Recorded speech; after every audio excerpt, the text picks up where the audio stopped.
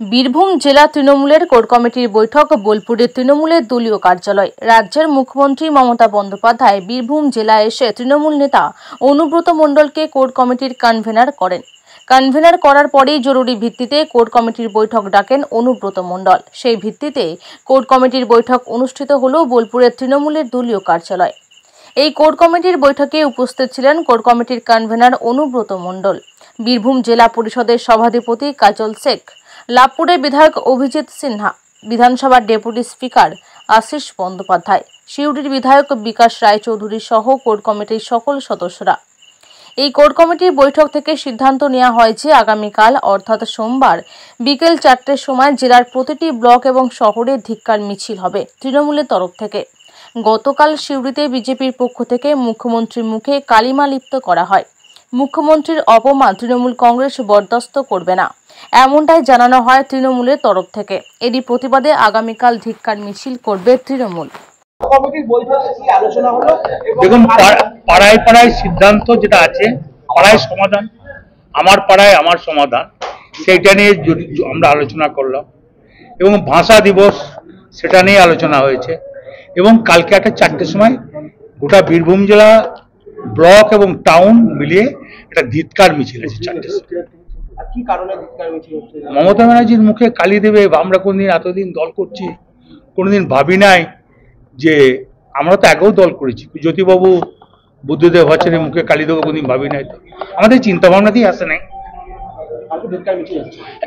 ওই ধরনের মানসিকতা হচ্ছিল না আমাদের। গোটা বীরভূম জেলা যেখানেও এক জায়গায় নেব, গোটা বীরভূম জেলায় আমরা ঠিক করেছি, কোর কমিটি ঠিক করা হয়েছে, ধিক্কার মিছিল হবে রোজই এটা, কারণ এটা তো অসভ্যতার জায়গা না, এটা কখনো আমাদের তরফ থেকে হয়নি, কখনো এটা করা উচিত না, কখনোই এটা না রাজনীতি না এটা সাংবিধানিক কিছুই নয়, অসভ্যতা। বিজেপির যিনি তাকেও চ্যাংদোলা করে নিয়ে যেতে দেখা গেছে পুলিশকে, হ্যাঁ করুক, প্রতিবাদ তো হবেই।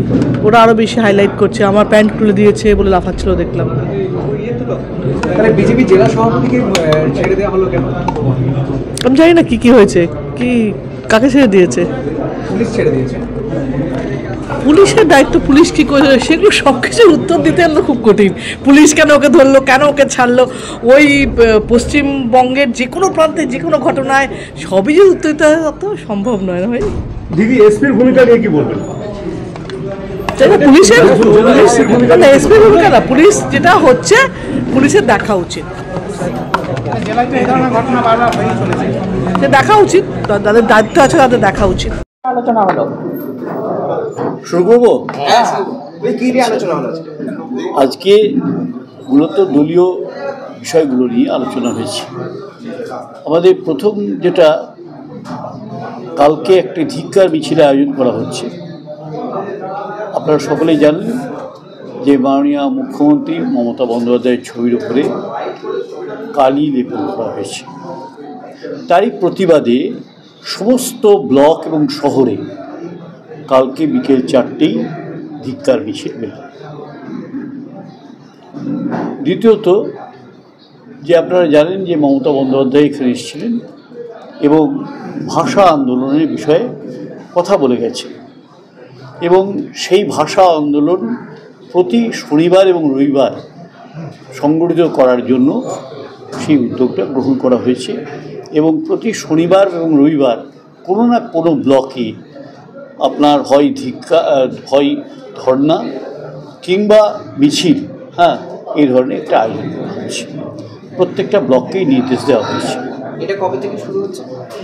এটা সামনে আজকে তো রবিবার হয়ে গেল, সামনে রবিবার, শনিবার এবং রবিবার এই দুদিন হবে। তৃতীয়ত হচ্ছে যে